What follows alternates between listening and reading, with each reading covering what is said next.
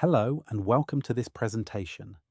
This presentation describes the ICASSP 2026 paper, Targeted Fine-Tuning of DNN-Based Receivers via Influence Functions, authored by Marko Tuononen and colleagues from Nokia and the University of Eastern Finland.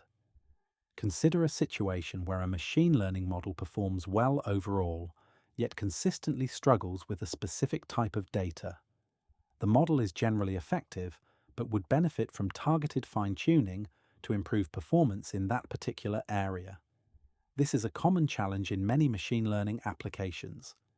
In this work, Marko Tuononen and his co-authors investigated this problem in the context of deep neural network-based wireless receivers and developed a targeted fine-tuning approach based on influence functions.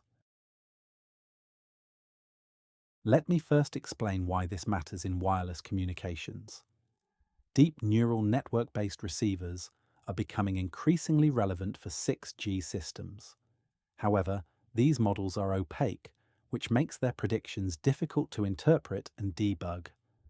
At the same time, machine learning reliability depends heavily on training data. Individual samples can strongly influence model behavior. So if a receiver performs poorly, an important question is, which training samples are driving that prediction? This motivates data-driven debugging and adaptation tools. Our approach is to identify those influential samples and use them for targeted fine-tuning. We now come to the key tool used in this work: influence functions. Influence functions answer a simple but powerful question. What happens if we slightly increase the importance of one training sample? And more specifically, we estimate how the loss on a chosen test sample would change without retraining the model from scratch. If the test loss decreases, then we say that training sample is beneficial. And if the test loss increases, the sample is harmful. This gives us a practical way to rank training samples by their effect on a specific test prediction. In the figure on the right, the star is the selected test sample. The highlighted training samples are the most influential ones. Samples with green circles support the prediction, while samples with red crosses over them push it in the wrong direction. Here is the same idea from a geometric perspective.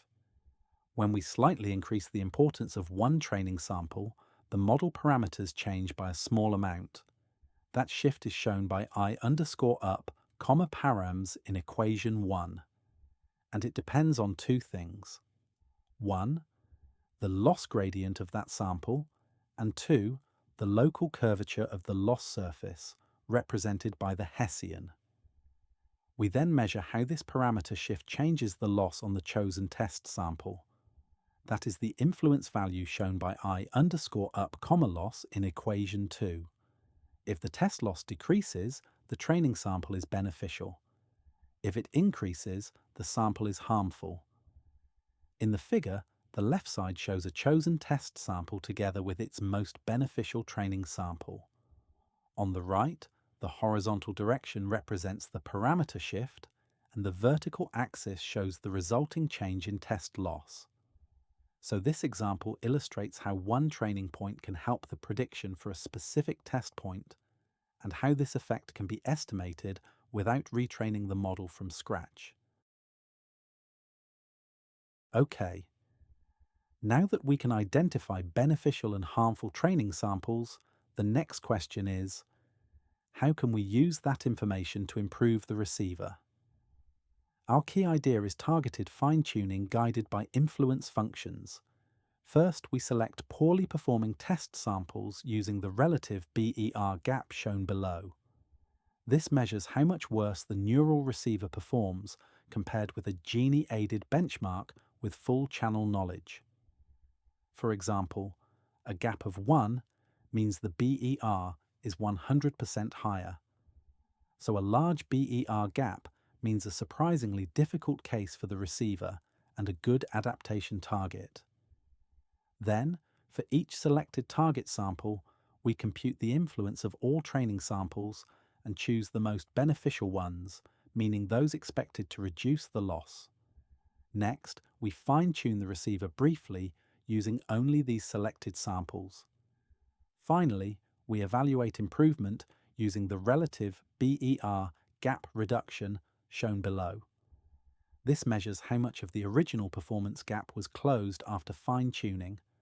For example, if the gap decreases from 1.0 to 0.5, that corresponds to a 50% reduction. So instead of fine-tuning the receiver on random data, we fine-tune the receiver on the most relevant data. To test whether targeted fine-tuning really works, we evaluated it in a realistic neural receiver setting. We used DeepRx, a ResNet-style neural receiver trained with capacity-like binary cross-entropy loss. Training and test data were generated using link-level simulations with up to 800,000 training samples and 40,000 test samples. We also evaluated a smaller 200,000 training sample regime. We compared several influence function variants, including classic, newfluence, relative, and cross-loss formulation using a BER-oriented metric. Performance were measured using BER and BER gap relative to a genie-aided linear minimum mean-squared error. Benchmark receiver with full channel state information. To make the computations practical for deep models, we used Arnoldi-based approximation. With this setup in place, let us now look at the main results. As summarized on the previous slide, we evaluated multiple influence function variants, loss functions, and training data regimes. Among these, the best performance was achieved using binary cross-entropy loss, meaning the same loss used during model training, together with L-relative influence. This figure shows the corresponding result in the high data setting with 800,000 training samples. We can see that influence-guided fine-tuning clearly outperforms random fine-tuning. This is the key result of the paper. In particular, we achieve about 48% BER gap reduction compared to around 14% for random sample selection. That corresponds to a 3 times larger BER gap reduction. In other words, influence-guided fine-tuning removes nearly half of the original performance gap and about 3 times more than random fine-tuning. For the non-targeted other samples, the BER gap reductions are negative for both methods, meaning that fine-tuning slightly degraded performance on non-targeted samples, and the effect is nearly identical for random and influence-guided fine-tuning. This suggests that the advantage of influence-guided fine-tuning comes specifically from better adaptation of the targeted sample. Overall, these results indicate that selecting beneficial training samples can substantially improve targeted adaptation performance. Next, let me summarize the main insights, limitations, conclusions, and future work directions. Beyond the main result, the study also provides several useful insights, as well as some clear limitations. On the positive side, the method works particularly well for single-target adaptation, where the goal is to improve performance on one poorly performing case at a time. We also observe rapid improvements, often after only a few fine-tuning steps. However, the method becomes less effective when adapting to multiple targets simultaneously. In addition, harmful samples are more difficult to exploit than beneficial samples. Another limitation is that the influence estimates gradually become outdated as the model parameters change during fine-tuning. These observations naturally suggest several directions for future research.